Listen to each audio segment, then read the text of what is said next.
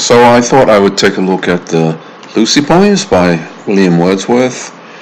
Um, well, at least four of them. There are five. There's one that I don't really think is of the standard of the others, and I will not refer to that in this um, analysis.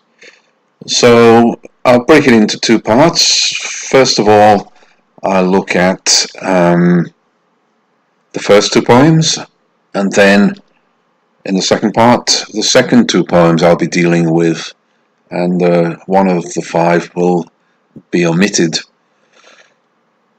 What can I say generally speaking about these Wordsworth poems? Well, they were originally published in the second edition, I think, of Lyrical Ballads in 1800 by Wordsworth, the book he wrote with Coleridge, and which was supposed to deal with the activities of everyday life in the language of common men. And certainly these poems about Lucy are very simple. The core of these poems, the essence of what they're about, is a big mystery, really. What it's really about is the ability of the poet to evoke stupendous emotions in us without ever really telling us very much about the thing he's talking about. So the Lucy poems is about love, it's about loss, it's about a woman who dies, it's about her lover and how he feels after the loss. But we never really learn who Lucy is, and we never learn if the lover is truly Wordsworth or whether Wordsworth is talking in the guise of someone else. It's a kind of persona. Wordsworth himself never really told us anything about this through his subsequent career, and very wisely, I would think, because one of the most foolish things of all would be to say too much about poems which are incredibly effective and yet also incredibly simple at the same time. Could really destroy their effect by talking about them too much. So yeah, in these poems what is not said is as important as what is said, really, and there is a whole cavern of silence, a subterranean cavern of silence, someone called it. So yeah, we are left to try and put the pieces together and work out who Lucy was and who is speaking, and if the person speaking is Wordsworth or somebody else, and if it was Wordsworth, when it could have happened and who it could have been, and so on and so forth. But all that doesn't really matter in the end, because it's just it's just about the power of very simple lyrics to move us in profound ways. So, as I said, I will begin this time by taking a look at the first two Lucy poems I will talk about. And I think chronologically, Strange Fits of Passion Have I Known is the first of the Lucy poems. So let's read that first and then think about it a little bit. Strange fits of passion have I known, and I will dare to tell, but in the lover's ear alone what once to me befell. When she I loved looked every day, fresh as a rose in June, I to her cottage bent my way, beneath an evening moon. Upon the moon I fixed my eye, all over the wide lea, with quickening pace my horse drew nigh, those paths so dear to me. And now we reached the orchard plot, and as we climbed the hill, the sinking moon to Lucy's cot came near and nearer still. In one of those sweet dreams I slept, kind nature's gentlest boon, and all the while my eye I kept on the descending moon. My horse moved on, hoof after hoof, he raised and never stopped, when down behind the cottage roof at once the bright moon dropped. What fond and wayward thoughts will slide into a lover's head? Oh, mercy to myself, I cried, if Lucy should be dead. Well, this is all about mystery, really. The whole thing is mysterious. So, I should say just a little about the structure at the beginning before getting into the content. It's very, very simple. It's a simple lyric. It's iambic meter. As we know, that means units of unstressed, stressed syllables. It's the most common and kind of easiest meter in the English language to use in a natural kind of way. And it's a very common sort of structure with 8 syllables in the first line, 6 syllables second, 8 third, 6 fourth. So 8-6, 8-6. That's the same in every stanza. So there is one rhyme in each stanza, the second line and the fourth line. In the first stanza, and I will dare to tell, rhymes with the last line, what once to me befell. So very, very simple lyric structure, almost like some of Robbie Burns's lyrics, which were written to be set to music. So yeah, you could easily set this kind of poem to music. I think people have done that, but maybe never tremendously successfully, because it's probably too good a poem to actually be allied to music. The music would have to be as good as the words, and that's probably almost impossible. I expect that when a composer chooses words to set, he prefers words which are not in themselves already stupendously fine, because his music will have to be as good to do them justice, and that's really not easy. Anyway, so let's think about the meaning, which is what gives them their power. Strange fits of passion have I known, and I will dare to tell, but in the lover's ear alone, what once to me befell. So a story is going to be told, but he only really wants to tell it to somebody who is a lover and someone who has loved and will understand what he has to say. Probably especially as he's not going to say anything very directly, so a lot will have to be inferred, and it can only be inferred by someone who has been through similar experience to himself. Second stanza, when she I loved looked every day fresh as a rose in June. That's a beautiful image, so simple. I'm reminded of Robbie Burns again, the melody that's freshly played in tune. Oh, my love is like a red, red rose, that's sweet, that's newly sprung in June. Oh, my love is like the melody that's sweetly played in tune. So, just like Burns here, it's just a simple little simile, fresh as a rose in June, and yet so effective. I to her cottage bent my way beneath an evening moon. So why is he going to the cottage? Well, he said he's a lover, and so we can assume he's going to see Lucy, and they have some kind of lover's tryst, and he's going at night, so there is an evening moon.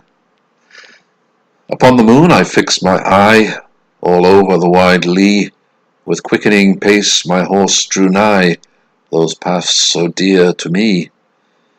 It seems that there is a slight change of mood happening with the quickening pace of the horse, so it's not so relaxed as it was at the beginning. With quickening pace my horse drew nigh, those paths so dear to me. we feel there is a change about to take place. And the next stanza, and now we reached the orchard plot, and as we climbed the hill, the sinking moon to Lucy's cot came near and nearer still. So now there is something ominous going on.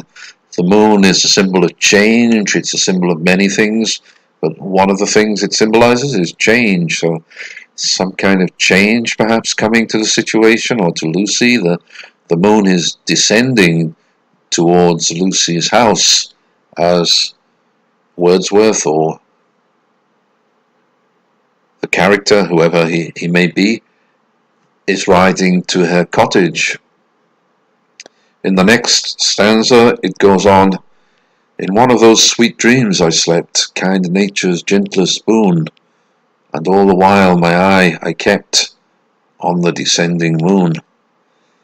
So maybe the sweet dream is one of, well, perfection, where everything is sweet and never changes, and love will last forever.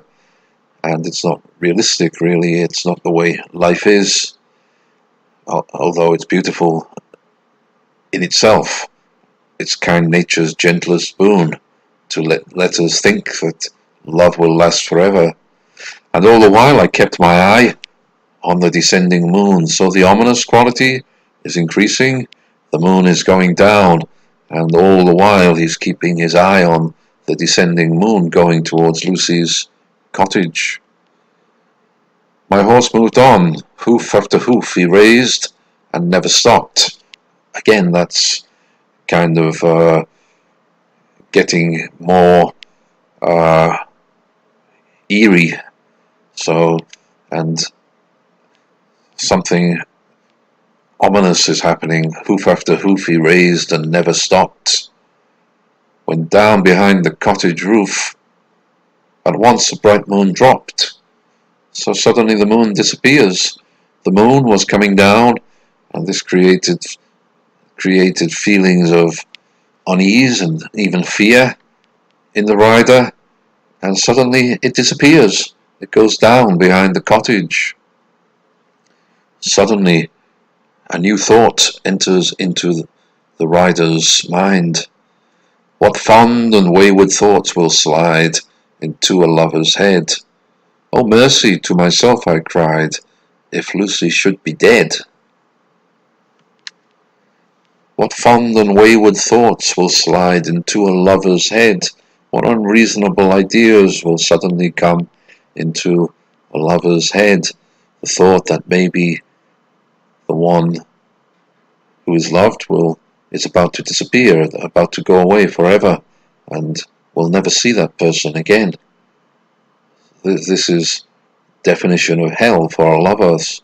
So the person who is loved will never be seen again. And yet he recognizes it's a foolish thought, because he's just going to see her now, and she's young and she's fine, and so is he, and we guess that they will have a long and happy future together. But suddenly this thought cannot be denied any longer, and he says to himself, oh, mercy to myself, I cried, if Lucy should be dead. So there's obviously a connection between the moon going down behind the cottage roof and the sudden thought that comes into the rider's head about the death of Lucy. How horrible it would be if she died. And we said the moon is a symbol of change, and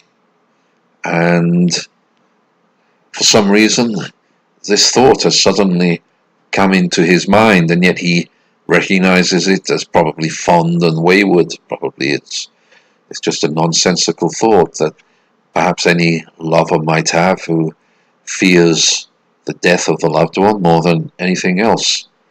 And he leaves it there. So we don't know who Lucy is, we don't know who the rider is, we just know that he was coming to see the one, Lucy, the person he loved, and that he felt some fear when he saw the moon go down behind the cottage where Lucy lived. So Wordsworth leaves it at that point, and then he continues the story in the next short poem, She Dwelt Among the Untrodden Ways. So let's read that. She dwelt among the untrodden ways, beside the springs of Dove, a maid whom there were none to praise, and very few to love, a violet by a mossy stone, half hidden from the eye, fair as a star when only one is shining in the sky.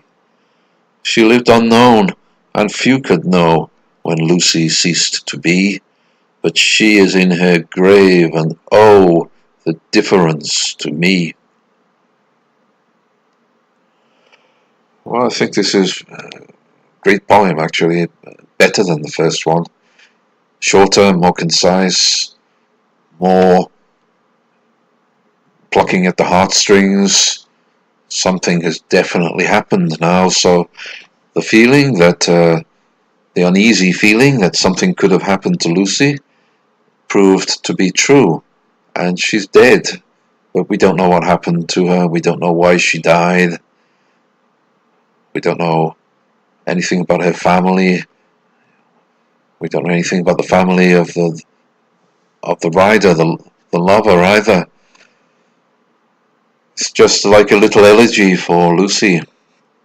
She dwelt among the untrodden ways, so she lived in some lonely place where not many people visited. She dwelt among the untrodden ways, beside the springs of Dove, a maid whom there were none to praise, and very few to love. So she was beautiful, but no one was there to see her beauty, except, it seems, this writer.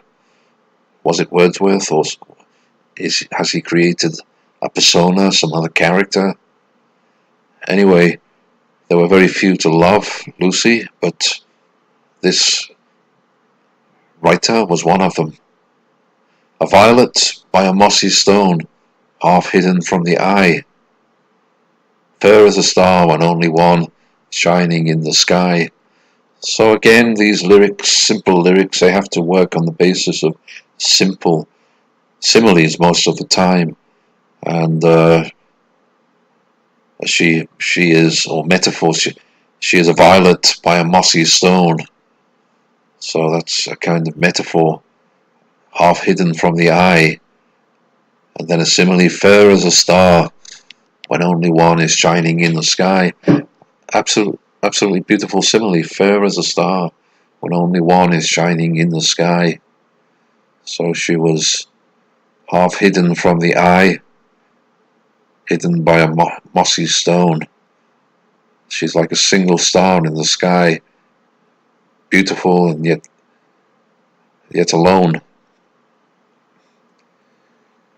She lived unknown, and few could know when Lucy ceased to be, but she is in her grave, and oh, the difference to me.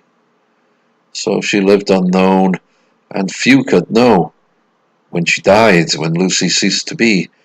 But obviously the writer is one of them, the poet. Wordsworth, was it Wordsworth? Is it a persona that Wordsworth has created? A character, a created character? Maybe Lucy is created too, we don't know. When Lucy ceased to be, but she is in her grave, and oh, the difference to me. So his premonition in the first poem was correct. Lucy has died. She is in her grave, and oh, the difference to me. He doesn't try to explain his loss. He doesn't try to explain how sad he is. It's too profound for words. All he can do is just say her death has made a great difference to him, and just give a few simple similes or metaphors to describe what she was like. What comes across is that she was all alone. She never knew many people. Not many people knew her. She was beautiful, and yet nobody knew about her beauty. But the poet did. But he tells us nothing about that. about their relationship, about how she felt about him. We know how he felt about her, but only in terms of the depth of his emotion. He doesn't tell us what their relationship was like, only that her loss has profoundly changed his life. So, in these opening two poems, I would think that the poet has introduced us to a situation, a mysterious situation where a certain poet knows Lucy, who is a lady who lives among the untrodden ways in a lonely place, and they had some kind of intense relationship. We don't know what kind of relationship it was. Certainly the poet felt very deeply about Lucy, and she died. We don't know who Lucy was, we don't know who the poet is, we don't know why she died, we don't know anything about their relationship, we don't know anything about their families. But what Wordsworth does is he creates intense emotion by telling us just as much as we need to know. We need to know how deeply he feels these things, and that life was unfair, really. She was beautiful, and yet nobody knew about her beauty except him and maybe some other people. Again, that's not really explained.